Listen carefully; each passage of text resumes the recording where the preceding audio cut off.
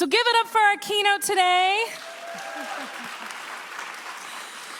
You're in for a great conversation. I'll let our panelists introduce themselves a little bit more, and we'll see y'all at like 3:45. Well, testing. Hi. Hello. Welcome, everyone. Thank you so much for joining us today. My name is Lou Farrell. My pronouns are they, them, and I am an artist and organizer here in Austin, Texas. And I am so excited to be joined by these amazing people today. So I'd love to start with introductions. If you could share your name, pronouns, and your movie theater concession stand order. Okay, do I have to say in that order? Specifically, those are the rules. Okay, those are the rules. Because I know you guys have been all day in this wonderful conference, so really happy to be here. I'm RAASIN, founder of RAASIN and the Sun. I'm vice president of urban activation for Downtown Austin Alliance. Well in the community, UT alumni. I've got a couple of teammates out there too today. Really happy to be here today in that order.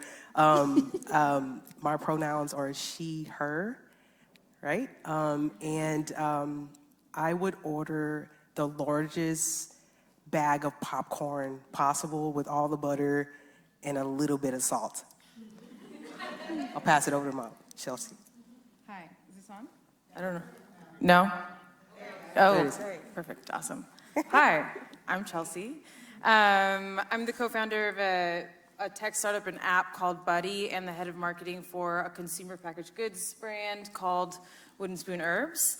My pronouns are she, her, and my order would be a fountain Coke. If it's Pepsi, don't play with me. Not in a bottle, only fountain, popcorn, extra butter, Junior Mints, and Sour Patch Kids. Sour Patch Kids. So. Hi, I'm Reina Vasquez. I'm co-owner of Veracruz All Natural and Veracruz Fonda and Bar. My pronouns are she, her, she, and what I order at the movie theater is a big bowl of popcorn. I really like spicy things, so I order jalapenos to put in there, and that's my go-to when it comes to salty always. Yeah. All really good orders. All right, so let's get into our questions then. As leaders, you have each found your niche at the intersection of creative work, cultural storytelling, and community building. What path led you here? Why don't we start with Reina? I'm sorry? Why don't we start with Reina? Yes. Can you repeat the question? Yes, absolutely. As leaders, you have each found your niche at the intersection of creative work, cultural storytelling, and community building. What path led you here? Well, I want to talk a little bit about how Veracruz started and how I found, the passion for cooking and for business in general. I grew up with with seeing my mom growing a business in Veracruz, Mexico, and when I was little, I knew I wanted to be a cook. I really like to create things, and I really find passion in creating. And watching my mom, growing her business in Veracruz and working and doing everything by herself, it was for me, so easy to find out that was the path I wanted to take. When I came to Austin in 1999, I started working as a waitress in a restaurant, but I knew that wasn't what I wanted to do, so I wanted to build something for my own, but I knew what was the path that I wanted to follow. So, yeah, it was that. It was the restaurant business for sure. Thank you. Thank you. I'm going to recap for myself. Okay, so found my niche at the intersection of creative work, cultural storytelling, and community building. I think for me, I've responded to life. Like there was never this like hero goal or like focus, which maybe isn't like the sexiest thing, but like I've just had, because of the circumstances of my upbringing, have had to work really hard, and I've came up in like kind of like the DIY punk scene and like with artists and musicians, but I just knew I had to work. And so community building is like how I survived as a young person and grew. And so that just kind of comes, that's just like second nature to me. And I just continue to respond as like things arise and build community, because that's the way that I survived as a young person. Thank you. I would love to answer that question. All this week I was battling the flu. So I am trying not to cough, but if you guys don't mind, I just like to let it out one time. Can I do that? If I can get some water, somebody. My pathway, thank Tobo. My path here has been a long journey. I started off in Houston, born and raised. My dad was one of the best creators alive. And if you've ever been to Houston, you should go. Full of culture. He, at an early age, took me to festivals and different cultural events in the community. I mean, he painted, he sculptured, he built. He would paint barbershop signs. He was the first person that told me that I was going to be great. And since then, you know, he said, hey, I don't care what you do, you've got to like do something in culture, in music or something. So I played the tenor sax.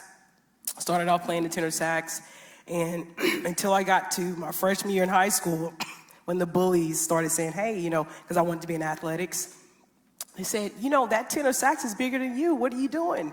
And I said, you know what? I have a talent to play in the jazz band, but I want to be an athlete. So at an early age, I started off being an athlete, and from then on, you know, I went to state, then to UT, full scholarship, all the way to World Championships in Paris, all the way to the Olympics in London. And from there, I said all that to say the seed that my dad planted at an early age in Houston always was in me, right? And when we talk about creative rituals and we're talking about remembering and being intentional and coming back to self and being present, you have to always remind yourself of the purpose.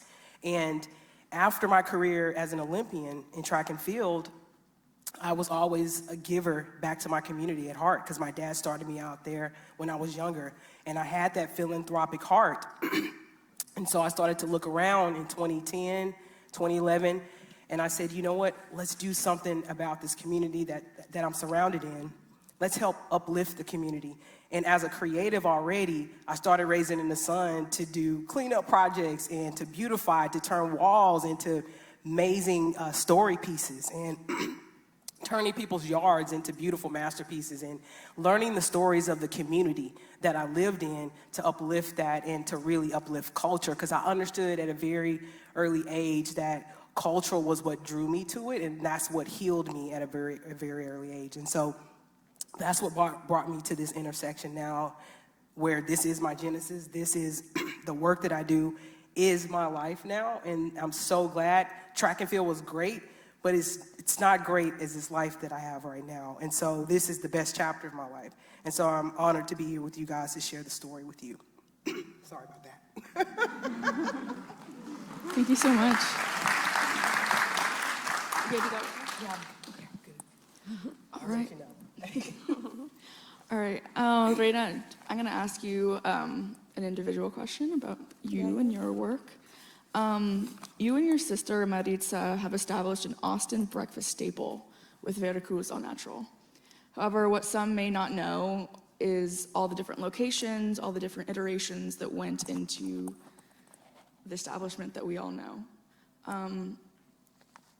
How did you navigate those different obstacles when it came to opening restaurants in a city like Austin?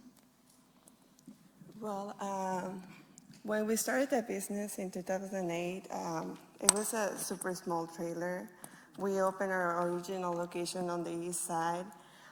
We started as a snow cone, and then we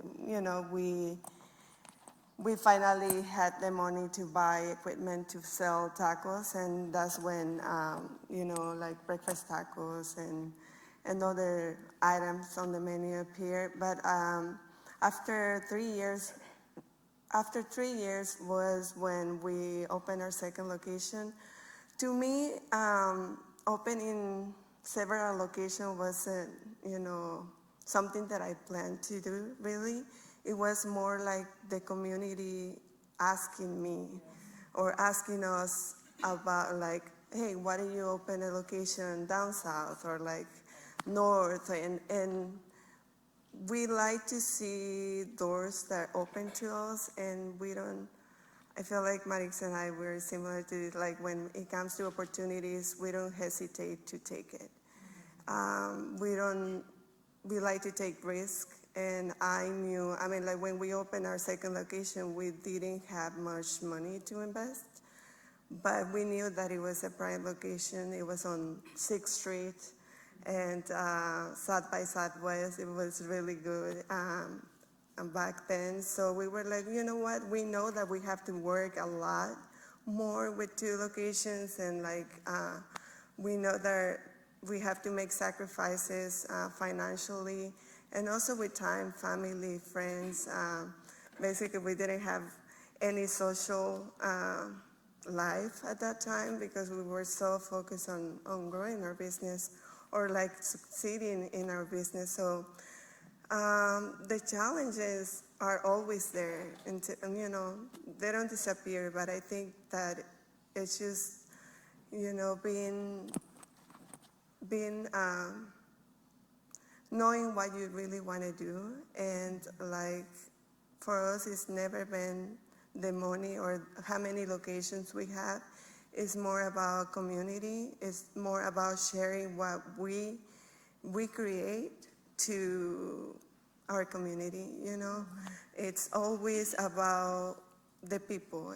It's not about, the quantity of locations we have. So, yeah. She's not lying about any of it. Thank you. Thanks. Can confirm. Chelsea, I'd love to ask you a question. Throughout your career, you've overseen the successful scaling of many local favorites and emerging big brands and consumer packaged goods, all with an emphasis on culture and storytelling. What traits did those businesses have in common that you think made for a smooth scaling process? Okay, smooth and scaling I've also, like, to preface that, I've had the opportunity and incredible experience of building successful businesses and a startup to acquisition from early stage, but I've also founded my own company and startup and raised capital, and it failed too. So like that is a really important note in my story and something I felt a lot of shame about. But also there's like that crazy statistic about most small businesses failing within like the first 5 years or something like that. And it taught me a lot. And the dichotomy or the difference between, launching a business in July 2020 is maybe not the best idea, but pandemic. But the difference really clearly is like, with my startup that failed, we had to pivot because the world, this became this really crazy place, and we pivoted in a way based on other people's advice. And rather than having one singular brand that was our own, made it into like an e-commerce platform. And we had a bunch of different stories and a bunch of different brands. And then we were trying to use beauty as like the conduit for like economic education and like financial education for like women and femmes. But it was just too much. But anytime I've built something really successful, it's been very focused in what the product is, why your customer cares, why they need it, how it makes their life better, and it's just like you can really clearly, simply say it. And that, in my experience, is the difference. But scaling startups is like exhausting, to be honest with you, but glutton for punishment. All part of the process. Yeah. RAASIN, can I ask you another question? No, you cannot. You ready? We need Yeah. non-bubbly water. Throughout your career, you've worked across many different disciplines, as you've spoken to a little bit already.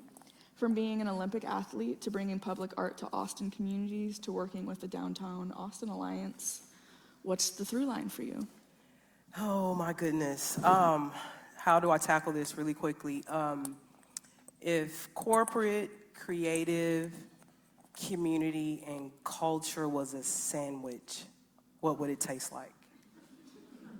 Oh, you're asking me the questions. Something with a C. I'm trying to think of something with a C. An Oreo. It would definitely be a multitude of flavors. I would say that working in the community as a creative is one aspect of it. And, you know, obviously it's extremely hard as a creative in Austin to really have, I wouldn't say a wealthy life, but it's just a really good life, right? You have to probably do multiple things. I'm not sure if anybody out there is on that same page as me, but I do multiple things. And so for me, having the work that I'm doing in the community as a creative, my day job as a vice president, over activation and creative placemaking for downtown as a district, as well as a nonprofit we're raising in the sun, and a personal life, I feel like the through line is my personal life. I feel like these other things that are going on, they are 24/7. And it's kind of crazy because I have a passion for it. So it gets really tricky because when you have a passion for something, you do it without thinking about it sometimes. Sometimes it literally overnight, you can't sleep because you're thinking about things that you need to create for other people that are counting on you.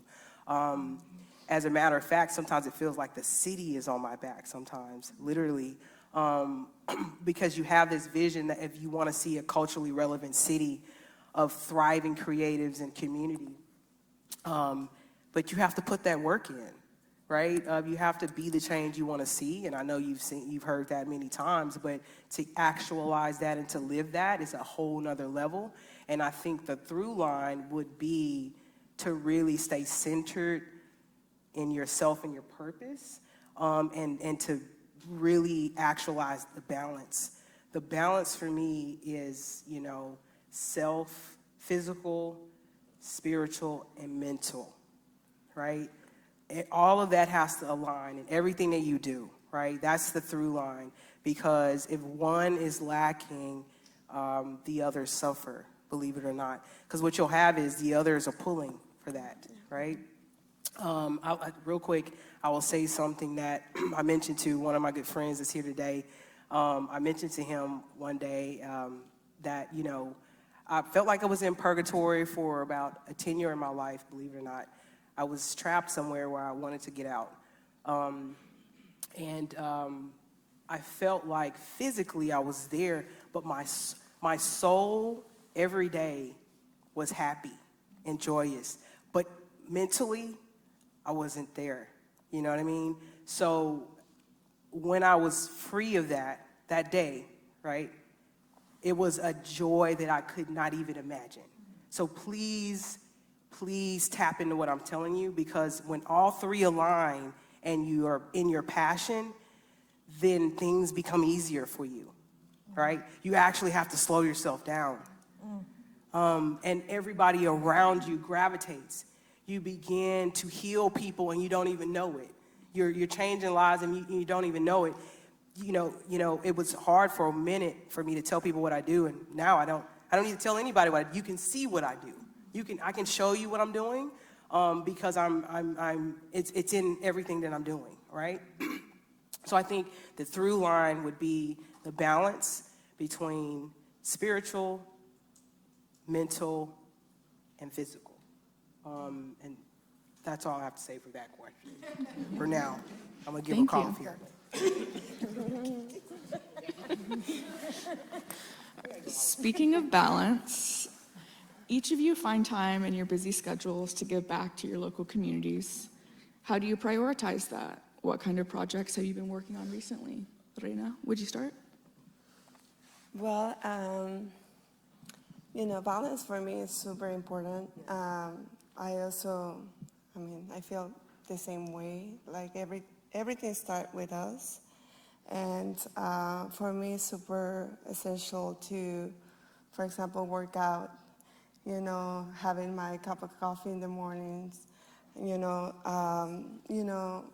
being in harmony with my family and friends. All these things, helps me with my everyday life. Running a business is not easy. It's not only creating something, it's, working on so many things at once, like operations, and a lot of things happen. So to me, it's super important to, have that balance in my life where I can lead people and I can do my best to motivate and to keep going with what we want to do for the business. Right now, our goal is to keep creating spaces for small businesses, group of people who wants to, create like us. We have 2 locations that we use as, as a space where people goes and have, their markets or music or, we support nonprofit organizations that help our, people who are motivated, who really wants to do something, who really wants to create or start a small business, for example, and we want to be, the business who wants to support that, because we know how it is to start a business from the ground, and if you don't have that support, we had the support of our family when we decided to open our business, but right now we want to be that support to our community where they feel like they have a space and it's there for them, So to me, it makes me happy to see that happening right now, because it's an achievement that it brings me a lot of joy, because when I came to US, we came with nothing. We are immigrants from Mexico, starting a business as a woman, as an immigrant, and not having the right documentation to start a business. It was really tough, and we don't want our community right now to struggle with the same things. We want to show them the way where it's easier for them. Yeah. So. Thank you.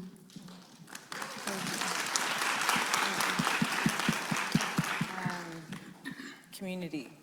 So, yeah, I said it earlier, but community and the people that have helped me throughout my life, I've realized that I've, like, guardian angels or whatever you want to call them, but they're actual people that have stepped in at different times of my life when my mother was no longer capable of doing that. I was kicked out of my house when I was 15, and it's just innate to me. I had to understand that I exist within an ecosystem, and my nuclear family wasn't capable of supporting me in the way that I needed, but magically people were there to help me, and they didn't have to. And I didn't recognize why they were helping me, but they were like, they saw it, and they stepped in at different times. And so it's just kind of the way that I live my life. I'm also in like a people pleaser in recovery, right? So when you come from that kind of environment, you have to learn what is the balance between actually caring for yourself or busying yourself with helping other people, But I'm getting better at it. And the way that I do that, and I met some of my most incredible friends in Austin through free lunch. We feed on house folks at Camp Esperanza 7 days a week and partner with 2 other organizations, Walking by Faith Ministries. They're incredible. And I used to personally do, and have 2 jobs also in addition to it, but dinner service 3 days a week. And it's actually a lot easier to show up than we think it is. You don't need permission from a bureaucratic organization. You could just, not that hard to help people. And that's not like a shame-based like statement, but you just decide it and you do it. And we've shifted the way that we operate and structure free lunch so that we're not doing like live dinner service every day like we were before. We employ the first unhoused person that was living at Camp Esperanza is employed by free lunch, which is really cool. And we prep a bunch of meals and then she'll distribute them and they get to pick out what they want, because also we found that there was like an issue with folks showing up and not missing dinner because the bus came late or whatever.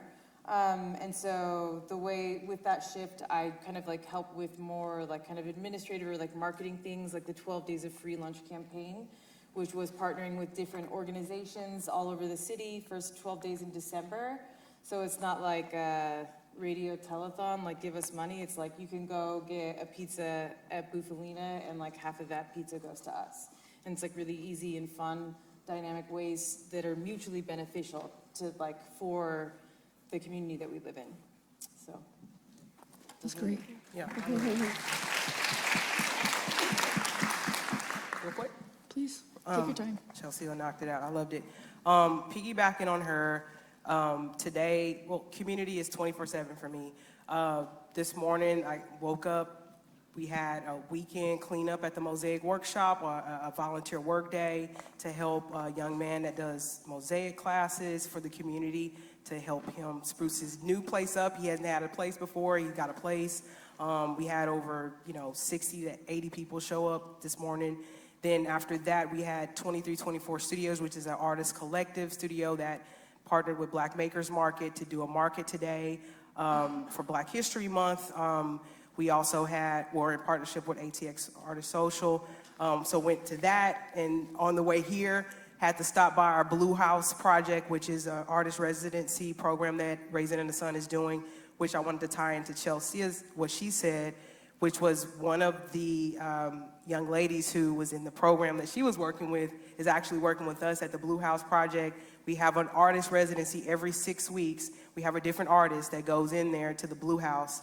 The Blue House was donated to us by Plug-in, the company Plug-in House, and we have a free lot. The developer donates the lot. We have the house on the lot, and every 6 weeks we have a new artist. This artist this 6 weeks is Quinn N. She does knitting and different paints and different things like that. She did a workshop today, and I was able to go by her event today. So yeah, just really trying to create spaces for creatives to do their thing in neighborhoods and communities, helping us to do the storytelling as creatives, watching them go into different spaces and create the space and invite the community in is a 24/7 job. And I'm just really blessed today to be able to attend all those events today and then head in and culminate it here today. So, yep, community is 24/7. Just a couple things.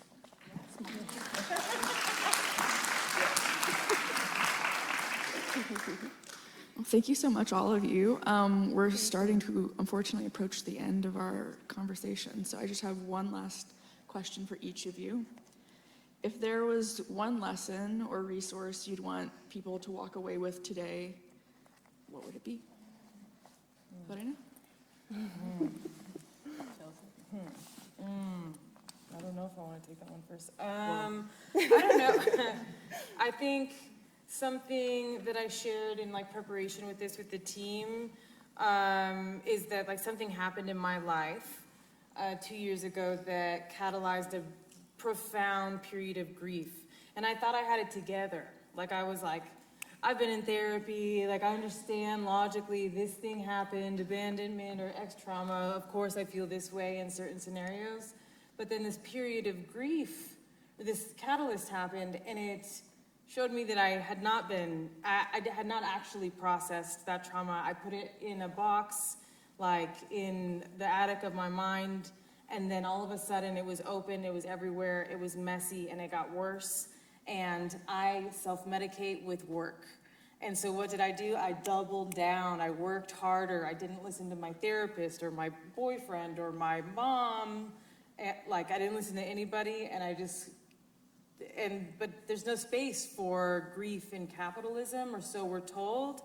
But our bodies are not like just this tool for capitalism to have, and so even if the emails don't stop, and the meetings and the deadlines, like I was forced to, in a really profound way, really look at myself and really heal. And I didn't really have somebody besides my therapist or like my close friends to tell me that that was okay to have grief in a professional setting. And so grief is universal. Unfortunately, we'll all experience it. I'll experience it again, still experiencing it, but like, that's okay if that happens to you, and you have to look at it. So that's what it is. Thank you. Let Raina can go last. Last but first. I wrote down one thing that I wanted you guys to take with you. I didn't get a chance to say what I do for my creative ritual, which for me, and everybody might not do this, but I think what I'm saying is that no matter how busy your life gets, if you have a business, you've got kids, you've got, things that you're doing in the community, 24/7, there has to be hours for you. You need to sleep. You need to find balance for your personal. I do creative commutes, and creative commutes sometimes could be riding bikes for me. I'm taking time. You probably see me jamming down 6th Street, like with, a boom box or something. That's what I do, to get away, It could be skating, or it could be, hiking, or going to the movies, or just chilling with a friend. I think you should find that space and be okay to hold that space for yourself, and hold your boundaries, right? So that was the one thing that I did for one of my creative rituals, and I wanted to leave you guys with three words that you could probably utilize in your life, and that would be to be, well, I guess I'll just have to remember it. First, you need to remember, right? Remember who you are. That reminds you of your purpose. Second would be to be present in what you're doing, in everything that you're doing. Take a time to breathe, right? Because sometimes when you can feel yourself and you're breathing, that instantly takes you back to being present. That's the easiest way to be present. Oh, how do you be present? Just breathe. Because that's all, everything we share in here, we all have to breathe. We're all human. That brings you to a present moment. And the last thing I would say is to be intentional, right? So once you remember who you are, your purpose, the second thing is that you're in the present moment, you're breathing. And then the last thing is your actions, you're able to be intentional with every step moving forward. And I think that unlocks the universe for your dreams. Thank you. Thank you. That's a good one. That's on the last one. Well, I would like to say, do what makes you happy. At the end of the day, whatever we do is for us. Like, it worked for me. I mean, when I decided to start my business, I was in a situation where I needed to make a really big decision. Either I take I keep working for somebody else and feeling sorry for myself and not making or not doing what I love to do, or, work hard, making sacrifices that at the end of the day, I mean, it's gonna be worth it because I choose to do what I love to do. So to me, that's the most important thing when you are creating, when you are, starting something. The most important thing is to be happy with what you are doing, because at the end of the day, that's what matters. So yeah, I will say that. For me, it was life-changing. For me, struggling or having a bad day at the food trailer, that we had a lot of bad days back then, you know, when it was super cold and no heaters, or like when it was super hot, watching my nephew sleeping on the floor. I mean, all those sacrifices that we made, it was tough. A lot of years like passed by doing, you know, sacrifices, making sacrifices, but at the end of the day, we were like, and I used to talk to Marixa, because there were days that we were like, you know, I was telling Marixa, you know, I think, I don't know how I ask you to be my partner if you know, we're struggling, we're not making money, we are, you know, it's super hot, super cold, and she used to say, you know, she said to me, you know what, we know why we are doing this. And she used to like cheer me up. And the same, you know, like when she had a bad day and she fell down, and I was like, you know, Marixa, remember that one day, I mean, like, it's gonna be good. We're gonna be able to support our family, to see my mom walking away from cleaning houses, and all these things that we wanted to do when the business will do well. So, but all of these years of being in the business, to me, the only thing that I mean, like, I know there were struggles, but I was happy with what I was doing, because no matter how small or big it is what you're doing, to me, I mean, having the freedom of time, that is the most important thing for me, was worth it, all those sacrifices. So yeah, listen, I mean, talk to yourself and see what is it that makes you happy, and follow that dream, you know, because it's not impossible.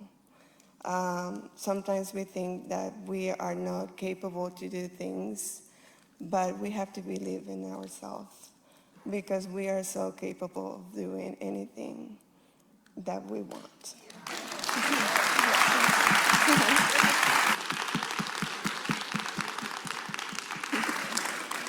Thank you so much, all of you. Another round of applause for our three panelists.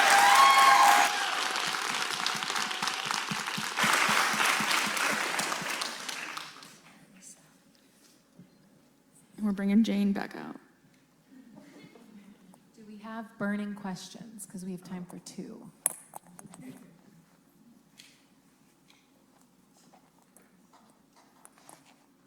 Don't be shy. Right here.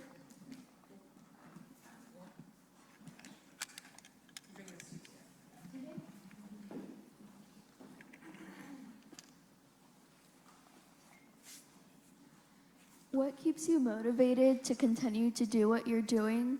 And do you bring the same energy that you started with initially every day to what you're doing now? Thank you. Saying no to people that are vampires is good. Saying no to things that don't light you up, which is something, it's a new skill, a new muscle that I am developing. Like, I don't take meetings before 10 a.m. I'm not a crazy like night person, but I'm not a morning person. I don't want to take meetings before 9 a.m. And so that's my time. And so I create space and I just say no. And you think that you can't, but you can, because you can create whatever you want. And saying no is a gift that allows you to create space for joy and things that light you up, and continue to say yes for those things. Because I'm notorious for just saying yes, or not even saying yes, like offering with unsolicited, like, let me help you with this, yes. And that is soul-sucking if I don't leave any space for myself or to do things that light me up. What gets me motivated? My family and friends. No matter how busy, how crazy the business is, or like, I know I can go back to them and I can feel good about what I'm doing, and it's good to have people who loves you and reminds you that you're doing something good, you know, because sometimes you feel like you're going, and the more busy you are, the less time for you to realize what you're doing really, and until you stop and you hang out with the people you love, and you know, having those conversations, to me, that's what gets me going. Like, oh, I'm doing this, and I'm like, my niece is motivated, and she's learning a lot, and she is a leader, and she looks up to me, and that gets me motivated, because as a leader, as a family, I want to be there for them, but I also want to let them know that they motivate me to keep going, you know, and this is family, friends, you know, customers, like community, that gets me going every day. Yeah. Thank you. Raisin? I love what they said. I was in it, so I forgot I was up here. I would say there's a formula since I was young of making a goal, creating a goal, and then achieving that goal in some way. And I think it follows you everywhere you go, right, along your journey. And I think what motivates me is the knowing and the confidence that, because we're all creatives here, that if you set out to do something, there's a formula there, right? Practice makes perfect, or keep at it, doing what makes you happy, that eventually what you desire will come to reality. And I don't think anybody could shake that for me. I could probably be 90 years old still talking about I'm about to do something. But I think for me, that motivates me, that unshakable confidence that everybody pretty much has. You just have to realize that you have it and tap into it. Even the young folks here now, they probably like, what's going on, you know? But the earlier you start to practice that, creating those smaller goals and achieving them, it gets bigger. It does, right? You can start to vision things that nobody else could even see. And if it's unshakable, you can still achieve it. Doesn't matter. Sky's the limit. Thanks, honey. Thank you. Thank y'all. That's all we've got for today in terms of questions, because we've arrived at 4, but give it up for our panelists. And y'all, we got to give it up for Lou, because this was Lou's first time moderating. Can you believe? They were like, I don't know. And I'm like, no, I know. I know you can, and you're going to be incredible. So yeah, I would love to close actually with each of you sharing where people can find you next, if we haven't done that, just so we can close the day on that, and then we'll welcome you off stage and clap you off and cheer you into the sun, and then we'll do some some housekeeping notes. God bless you, Jane. I know you're tired today, honey. Instagram. That's a really good place to kind of find what I'm doing in and out, behind the scenes. Love RAASIN, LOVERAASIN. And then the nonprofit is RAASIN in the sun, RAASIN in the sun. So yeah, follow us. We're always doing stuff. We would love to work with you guys. Yeah, and you guys were a great audience today. Okay. Now I have all the mics. Okay. Okay. Okay, so for Buddy. Buddy is the app that I'm the co-founder of, and I could really use some help beta testing. It's a social safety app. I'll save you the spiel. If you want to beta test it before it's launched on iOS, please email me at CHELSIE, CHELSIE, at Buddy, BUDDY, tech.net, and I will send you an invite to beta test. If you find problems, that's a good thing. And then my personal Instagram is Chelsea Rose Kern. I post stupid stuff and like crack jokes, and it's like not very professional, but also that's just my personality. So that's where you can find me there.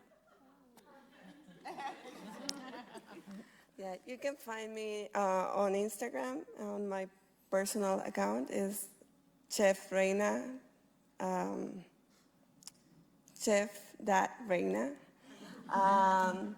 or at Fonda, Veracruz Fonda, or any of the other locations. I usually like go to all of them. So yeah, but I would love to interact more with you guys. I really find fascinating, you know, to talk with creative people like me. So it's just a way to connect. So yeah. And Lou? Thanks, y'all. You can find me on Instagram as well. My artist account is non-binary paints. Give it up for our panel, y'all. And as we clap you off stage into the sunset, clap 'em off, clap 'em off. Do a little dance. Make a little